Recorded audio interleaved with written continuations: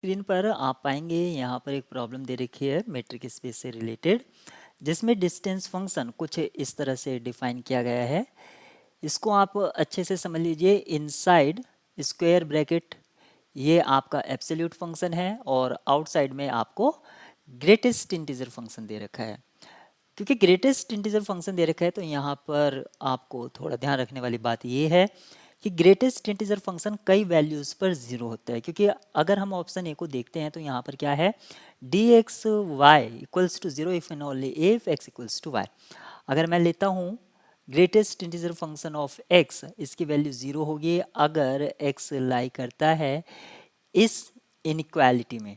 अगर इस रेंज में एक्स है तो उसका वैल्यू ज़ीरो होता है। तो आप यहाँ पर देखेंगे कि ऐसे बहुत सारे एक्स हैं जहाँ पर वैल्यू ज़ीरो है, तो आपका ऑप्शन ए होल्ड नहीं करेगा।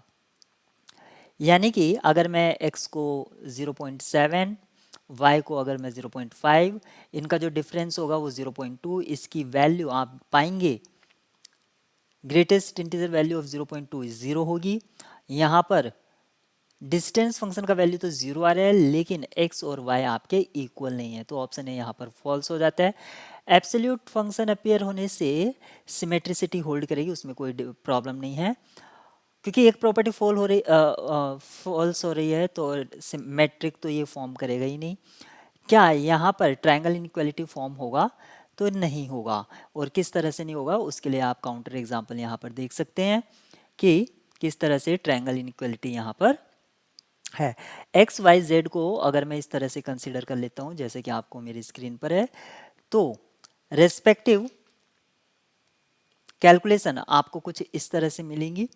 और ये जो कैलकुलेशन है ये हमें दिखा रही है कि आपका जो ये डिस्टेंस फंक्शन है यहाँ पर मैट्रिक स्पेस की प्रॉपर्टी यानी कि ट्रायंगल इनइक्वालिटीज को सेटिस्फाई नहीं करता है। तो इस प्रॉब्लम के लिए जो आपकी की है वो सिर्फ बी ट्रू है।